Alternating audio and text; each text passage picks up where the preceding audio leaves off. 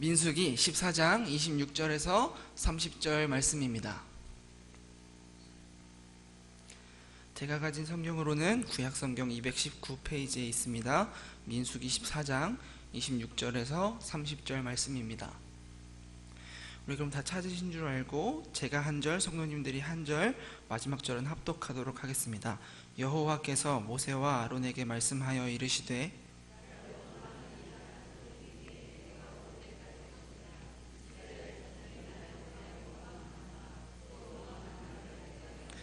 그들에게 이르기를 여호와의 말씀에 내 삶을 두고 맹세하노라. 너희 말이 내 귀에 들린 대로 내가 너희에게 행하리니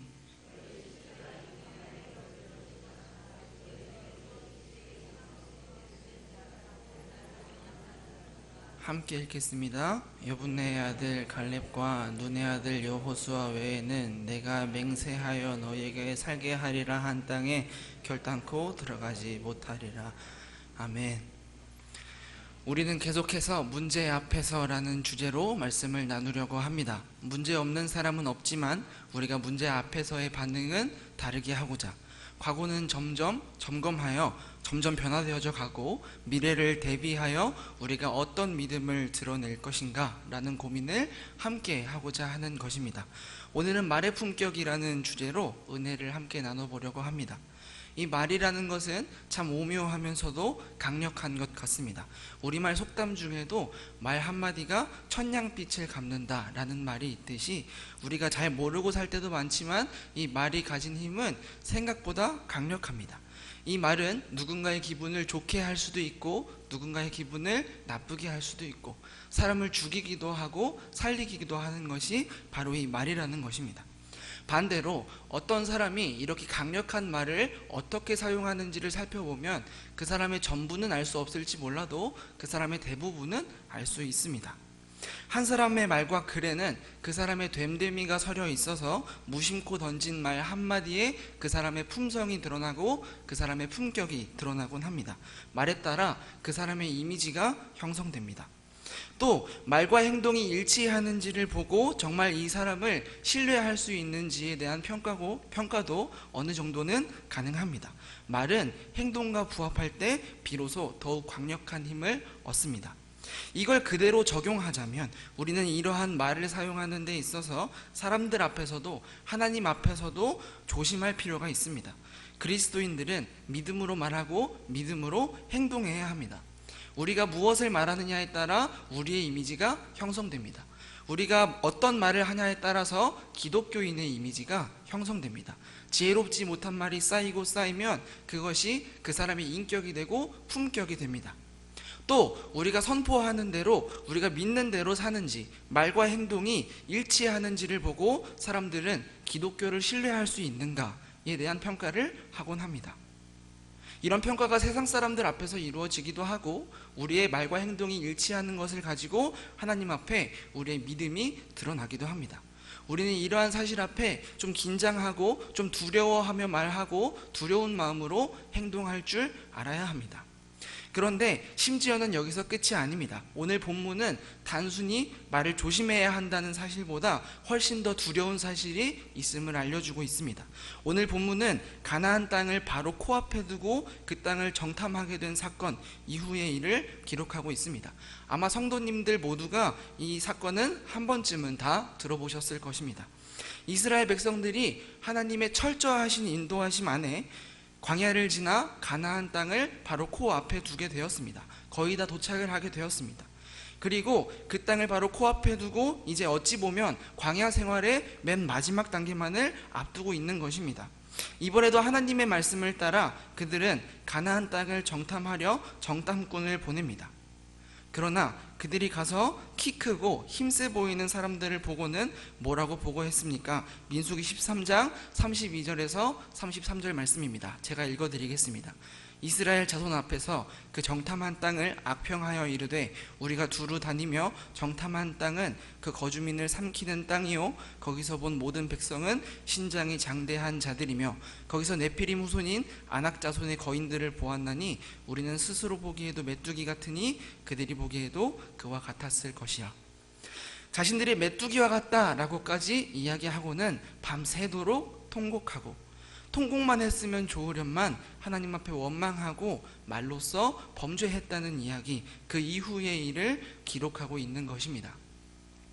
사실 말을 조심해서 해야 한다는 사실을 모르는 사람이 어디 있겠습니까? 그건 세상 사람들도 너무나도 잘 알고 있는 내용입니다. 설교를 준비하면서도 참 많은 근심이 되었습니다. 이미 충분히 잘 알고 계시고 잘 하고 계실 우리 신남교회의 귀한 성도님들에게 이렇게 장황하게 말에 힘이 있고 말을 조심해서 해야 한다는 말을 할 필요가 있을까라는 근심이었습니다.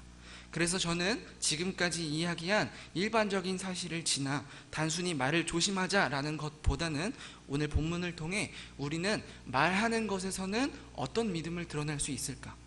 대체 우리가 무엇을 믿고 있는 사람들이기에 우리는 말을 조심해야 할까라는 것을 함께 고민하는 시간이 되기를 간절히 소망합니다. 바라기는 이 시간을 통해 저와 신남교회의 모든 성도님들의 말이 변화되는 역사가 있기를 주님의 이름으로 소망합니다. 사실 오늘 본문에 있어서 저에게는 큰 의문이 한 가지 생겼습니다. 오늘 이스라엘 백성들이 뭐라고 하나님을 원망했냐 하면 이렇게 원망합니다. 14장 2절 3절 말씀입니다. 이스라엘 자손이 다 모세와 아론을 원망하며 온 회중이 그들에게 이르되 우리가 애굽 땅에서 죽었거나 이 광야에서 죽었으면 좋았을 것을 어찌하여 여호와가 우리를 그 땅으로 인도하여 칼에 쓰러지게 하려 하는가? 우리 처자가 사로잡히리니 애굽으로 돌아가는 것이 낫지 아니하랴라고 이야기합니다. 저는 이 말씀을 읽으면서 이런 생각이 들었습니다. 과연 그들은 정말 이렇게 생각해서 말한 것일까? 그들은 우리가 죽었으면 좋았겠다라고 이야기합니다. 그들은 애굽으로 돌아가는 것이 낫지 아니하랴라고 이야기합니다. 그들은 정말 죽었으면 좋았다고 생각했을까요? 그들은 정말 애굽으로 돌아가고 싶었을까요? 이스라엘 백성들은 왜 당대 최고로 풍요로웠던 땅 애굽에서 나왔을까요? 더 이상 노예로 살고 싶지 않았기 때문입니다. 더군다나 자신의 자식들은 노예로 살게 하고 싶지 않았기 때문입니다. 그들이 왜 애굽을 나왔느냐라고 물어본다면 사실 잘 살고 싶어서 나온 것입니다. 그들이 정말 애굽 땅에서 죽는 것을 원했을까요? 아니라는 것입니다. 그들이 정말 광야에서 그냥 죽는 것을 원했을까요? 그들은 정말 죽고 싶었을까요? 아니라는 것입니다. 오히려 너무 간절하게 살고 싶은 상황입니다. 그렇다면 이들은 이 상황에서 왜 이렇게 말했을까요? 오히려 너무 살고 싶었기 때문입니다. 오히려 너무 살고 싶었지만 곧 죽을지도 모른다는 두려움에 이들은 이렇게 실언을 한 것입니다. 그런데 모든 것을 아시는 하나님께서 이들이 이렇게 간절히 살고 싶어하는 마음을 모르셨을까요? 그러나 그러한 이스라엘 백성들을 향하여서 하나님은 이렇게 말씀하십니다. 너희 말이 내 귀에 들린 대로 내가 너희에게 행하겠다.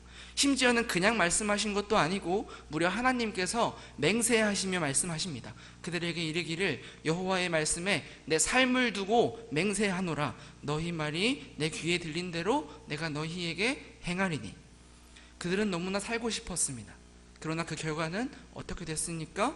말로써 범죄해서 벌을 받았다라는 결말이 아니라 그 결론은 이러합니다. 말한 대로 되었다. 하나님께서 사랑하는 이스라엘 백성들의 마음을 너무나도 잘 아셨을 텐데 왜 그토록 살고 싶었던 이스라엘 백성들이 말한 대로 죽도록 내버려 두셨을까요? 그것은 사실 이들이 문제 앞에서 이렇게 실언한 것이 하나님이 보시기에 그냥 작은 말실수가 아니었기 때문입니다. 결국 이스라엘 백성들이 말하고자 하는 게 무엇입니까? 하나님이 우리를 죽이려고 하신다라는 말을 하였습니다. 어찌하여 여호와가 우리를 그 땅으로 인도하여 칼에 쓰러지게 하려 하는가? 하나님이 잘못 인도하셨다. 하나님이 실수하셨다. 하나님이 우리를 죽이려고 하신다. 저는 이 말씀을 보면서 아무리 보고 또 봐도 이 이야기가 이렇게 두 가지 이야기로밖에 안 들립니다. 하나는 이스라엘 백성들은 하나님이 정말 계신가에 대한 이야기를 하고 싶었거나 또 다른 하나는 하나님이 살아계시다면 정말 선한 분이 맞는지를 이야기하고 싶었던 것 같습니다. 그래서 하나님께서도 이를 아시고 이렇게 말씀하십니다. 11절입니다. 여호와께서 모세에게 이르시되 이 백성이 어느 때까지 나를 멸시하겠느냐? 내가 그들 중에 많은 이적을 행하였으나 어느 때까지 나를 믿지 아니하겠느냐? 그렇습니다. 사실 이스라엘 백성들은 하나님이 살아계시다는 것을 모를 리가 없습니다. 하나님이 선하신 분이시라는 것을 모를 일이 없습니다. 우리는 그들이 애굽에서 어떻게 나왔고 광야에서 어떻게 생활했는지를 너무나 잘 알고 있습니다. 그들은 우리보다는 더 잘 알고 있었겠지요. 그들은 나올 때부터 홍해를 가르고 나왔습니다. 이제 애굽으로 돌아가고 싶어도 못 돌아갈 것이라는 것을 너무나 잘 알고 있습니다. 광야에서는 하늘에서 내려오는 만나를 먹으면서 살았습니다. 그렇게 거친 지형을 걸어가면서도 40년 동안 신발이 닳지 않고 병에 걸리지를 않았습니다. 그리고 그들은 구름기둥과 불기둥이 그들을 인도하여 가는 것을 분명히 보았습니다.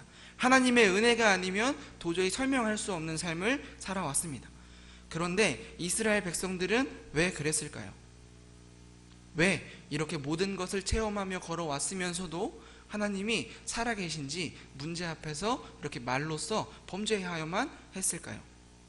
그냥 하나님이 살아계시다고 내가 믿는다고 말로만 시인하는 것 이상으로 날마다 내 삶으로 고백하는 신앙이 없었기 때문이라고 저는 생각합니다.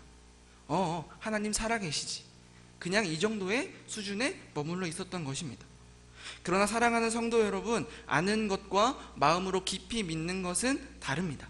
그냥 하나님이 계시구나 라고 막연하게 아는 것과 그 하나님이 나에게 어떤 분이시구나, 그 하나님이 내 하나님이시구나 라고 신앙이 확립되는 것은 전혀 다른 문제입니다. 그냥 세상 사람들이 신이라는 존재가 있긴 있구나 정도로 생각하는 것과 크게 다를 바가 없습니다.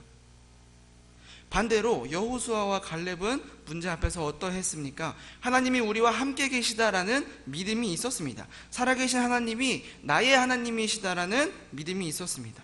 하나님이 내 삶에 살아계시다라는 믿음이 있었습니다. 그들은 왜 능히 이기리라 라고 선포할 수 있었습니까? 우리는 메뚜기와 같다라고 이야기하고 좌절하던 다른 백성들과는 달리 어떻게 여호수아와 갈렙은 그들은 우리 밥이다 라고 이야기할 수 있었습니까? 그 하나님이 우리와 함께 계시다는 믿음 때문입니다. 단순히 하나님이 살아계시다 라고 막연하게 알고 있는 믿음이 아니라 그 하나님이 지금 내 삶에 함께 계신다 라고 나의 신앙을 가지고 있었기 때문입니다. 9절입니다. 다만 여호와를 거역하지는 말라. 또 그 땅의 백성을 두려워하지 말라. 그들은 우리의 먹이라. 그들의 보호자는 그들에게서 떠났고 여호와는 우리와 함께 하시느니라. 그들을 두려워하지 말자 하나. 그러나 이 신앙이 없는 이스라엘 백성들은 그런데도 어떻게 합니까? 온 회중이 그들을 돌로 치려 합니다. 그것을 하나님이 막으십니다.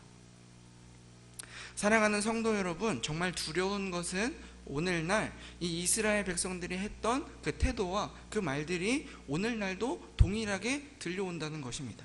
정말 극단적으로는 세상의 아픔과 슬픔과 악함을 보며 도대체 하나님이 어디 계시냐고 묻는 자들이 많습니다.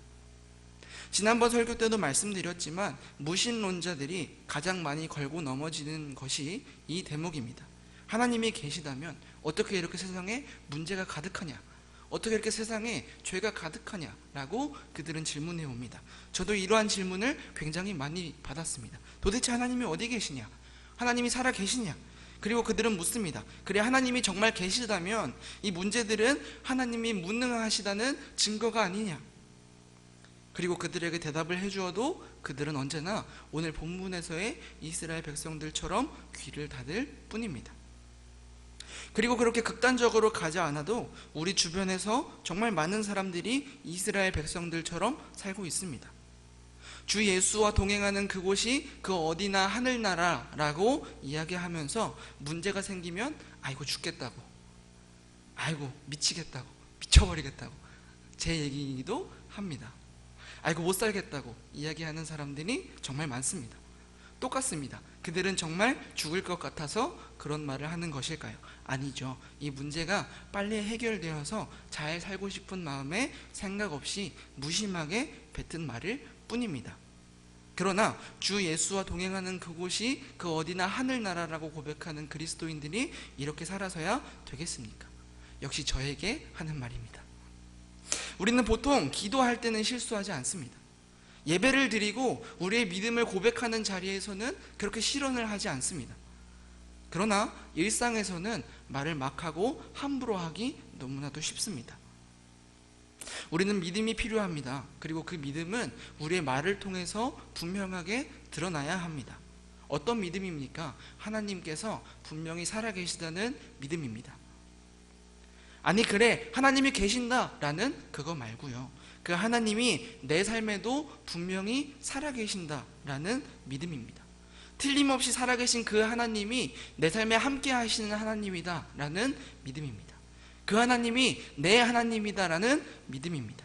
그래서 하나님이 내 문제를 알고 계시고 내가 말한 대로 이루어 주실 것이라는 믿음입니다. 사랑하는 성도 여러분, 여러분의 하나님은 예배 시간에만 살아계신 하나님이십니까? 아니면 삶의 한순간 한순간 여러분과 같이 걸으시며 동행하시는 하나님이십니까? 예배 시간에만 살아계신 하나님이십니까? 아니면 여러분의 삶이 예배입니까? 만약에 하나님이 여러분들 삶에 항상 살아계신다면 오늘 이스라엘 백성들처럼 그렇게 말도 안 되는 원망과 실언은 하지 말아야 하는 것 아니겠습니까? 그 하나님이 내 삶에 정말 틀림없이 살아계신다, 항상 살아계신다라는 신앙이 확립되었다면, 그리고 그 하나님이 정말 선하시고 신실하신 분이시라는 것을 믿으신다면 오늘 이스라엘 백성들처럼 말하지는 않을 것 같습니다. 왜죠? 문제보다 당연히 하나님이 크시기 때문입니다. 너무나 간단하고 우리가 모두 말로는 고백하는 사실이지만 우리가 이것을 다시 고백해야 합니다. 문제보다 당연히 하나님이 크시기 때문입니다. 더군다나 오늘을 살아가는 우리는 절대로 그렇게 말해서는 안 되겠습니다. 왜요? 그 하나님이 약속하셨거든요. 내 귀에 들린 대로 내가 행하겠다고. 이스라엘 백성들도 한때는 하나님을 너무 잘 믿었습니다. 과거에는 하나님을 예배하기도 했고 영광을 돌리기도 했습니다. 그런 이스라엘 백성들이 왜 하필 가나안 땅을 코앞에 두고 이렇게 이야기했는지는 성경이 이야기해 주질 않으니 그들이 어떤 생각으로 이런 말을 뱉었는지는 알 수 없습니다. 아마 순간적으로 하나님이 함께 계시다는 사실을 잊어버렸을 수도 있고 하나님이 실수하셨다고 생각했을 수도 있습니다. 그러나 하나님께서 내 삶에 함께 계심을 믿는다는 것은, 그리고 그 하나님이 신실하시고 선한 분이시라는 것을 믿는 믿음은 결국 이 문제 가운데에도 분명히 하나님의 인도하심이 있을 거라고 믿는 믿음입니다. 이 문제 가운데에도 분명히 하나님이 함께 하실 것이라는 믿음입니다. 지금 내가 만난 이 문제가 하나님의 실수가 아니라는 것을, 그리고 그 하나님이 오늘도 나의 삶에 함께 계셔서 분명히 이 문제는 언젠가 끝날 것이라는 것을, 하나님을 떠나서 내 삶에 문제가 생긴 것이 아니라는 것을 믿는 것입니다. 무엇보다 그 문제를 하나님이 실수하시지 않으셨다는 믿음과 더불어서 그 문제를 하나님이 플랜 B로 해결해 주시는 것이 아니라, 대안을 마련해 주시는 것이 아니라, 나는 문제 가운데 있지만 여전히 내 삶은 하나님의 플랜 A 가운데 있다는 믿음이 필요합니다. 내 삶은 아직도, 내 삶은 여전히 하나님의 계획하심 안에 있다는 믿음을 갖는 것입니다. 하나님이 함께 하시지 않아서 나에게 문제가 생겼고 그 문제에 대한 대안을 주시는 것이 아니라, 플랜 B를 마련해 주시는 것이 아니라, 내가 문제 가운데 있어도 여전히 내 삶은 하나님의 플랜 A 속에 있다는 것을 믿는 믿음입니다. 하나님이 실수가 없는 분이시라는 것, 신실하신 분이시라는 것, 그 하나님이 살아계시다는 믿음은 바로 이 믿음입니다. 저와 성도님들의 삶은 여전히 하나님의 플랜 A 속에, 그의 신실하신 계획 속에 있다는 것을 믿는 믿음입니다. 그게 광야에서든 풍랑 앞에서든 말입니다. 사랑하는 성도 여러분, 우리에게 이러한 믿음이 있기를 소망합니다. 하나님은 살아계십니다. 그것은 분명합니다. 그리고 우리가 그 살아계신 하나님이 나의 하나님이시라는 것을 고백할 때 우리는 비로소 하나님의 백성이 되고 하나님이 항상 함께 하시는 삶이 시작되는 것입니다. 그리고 우리 삶에 함께 하시겠다고 약속하신 하나님은 사랑이셔서 신실하셔서 항상 함께 하십니다. 우리는 돌아서도 하나님은 변치 않으십니다. 우리는 하나님을 버려도 하나님은 결코 우리를 버리지 않으십니다. 그러니 사랑이신 하나님을 믿는 믿음 안에서 꼭 기억하시길 소망합니다. 나의 삶은 여전히 하나님의 플랜 A 속에 있습니다. 바라기는 이 믿음 안에서 문제를 바라보는 시선이 변화되고 말이 변화되는 은혜가 있길 간절히 소망합니다.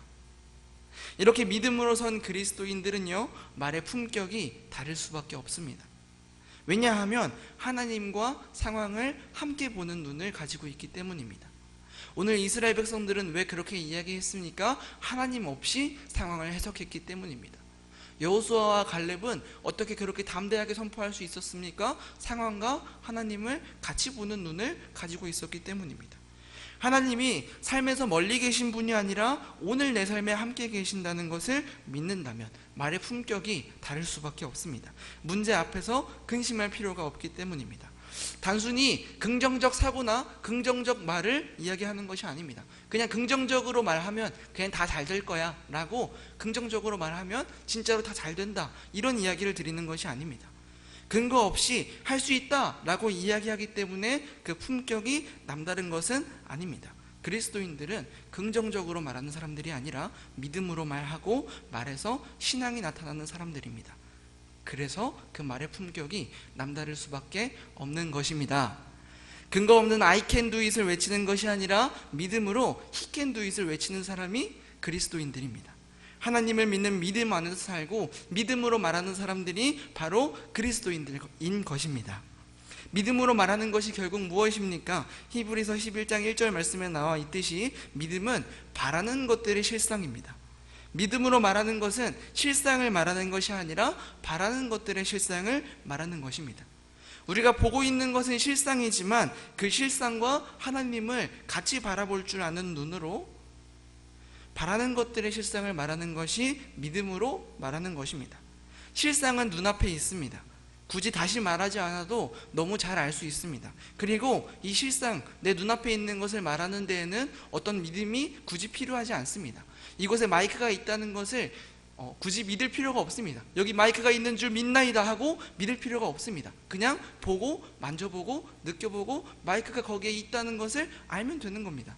문제가 거기에 있다는 것은 그냥 보고 알면 되는 것입니다. 그러나 믿음으로 선포할 수 있는 것은, 믿음으로 바라는 것들의 실상을 말하는 것은 그리스도인들밖에 할 수가 없습니다. 우리는 실상이 아니라 믿음으로 바라는 것들의 실상을 말하는 사람들이 되어야 합니다. 성경을 보셔도 하나님께서 분명하게 약속하셨습니다. 오늘 본문에서도 내 귀에 들린 대로 내가 너희에게 행할 것이라고 약속하셨고, 뿐만 아니라 대표적으로 시편 81편 10절 말씀에서는 이렇게 약속하십니다. 나는 너를 애굽 땅에서 인도하여 낸 여호와 내 하나님이니 내 입을 크게 열라 내가 채우리라 라고 약속하십니다. 어찌나 명확한 역할 분배입니까? 우리는 입을 크게 열면, 믿음으로 말하면, 바라는 것들의 실상을 말하면 하나님이 채우십니다. 하나님이 자기 귀에 들리신 대로 우리 삶에 역사하십니다. 우리는 할 수 없어도 하나님은 하실 수 있으십니다. 어쩌면 하나님이 함께 하시기에 우리가 믿음으로 말하는 그 순간은 바로 속된 말로 뻥이라고 하는 허세가 아니라 그 말이 비전이 되는 순간이고, 그저 근거 없는 긍정이 아니라 근거 있는 자신감이 되는 순간일 것입니다. 그러니 사랑하는 성도 여러분, 우리가 입을 크게 엽시다. 우리가 입을 크게 열면 채우시겠다고 약속하신 하나님을 신뢰합시다. 예배에서만 말고 우리 삶에서 믿음을 보입시다. 기도 시간에만 말고 우리 일상 속에서 말에 믿음을 보입시다. 그렇게 그리스도인의 말의 품격이 다른 것이 무엇인지 분명히 드러내며 살아갑시다. 바라기는 그렇게 말에 믿음의 품격이 있는 저와 신넘교회의 모든 성도님들이 되기를 간절히 소망합니다. 말씀을 맺겠습니다. 우리는 과연 이런 믿음이 있습니까? 우리 삶에는, 우리 말에는 믿음이 나타나고 있습니까? 그렇지 않다면 우리가 이 믿음을 회복합시다. 하나님이 내 삶에 살아계시다는 믿음, 그 신실하신 하나님이 여전히 내 삶을 이끌고 계시다는 믿음, 그래서 내 삶이 여전히 플랜 A 속에 있다는 믿음을 회복합시다. 하나님께서 틀림없이 자기 귀에 들리신 대로 행하실 것입니다. 신실하신 하나님이 그렇게 약속하셨습니다. 자신의 삶을 걸고 그렇게 맹세하셨습니다. 이 약속은 믿음으로 말하지 못하는 그들에게는 징계이고 저주일지 몰라도 하나님의 백성들에게는 한없는 축복의 말씀이 아니겠습니까? 그러니 사랑하는 성도 여러분, 우리가 믿음으로 말의 품격을 드러냅시다. 그렇게 채우시겠다고 하신 하나님을 신뢰하며 입을 크게 엽시다.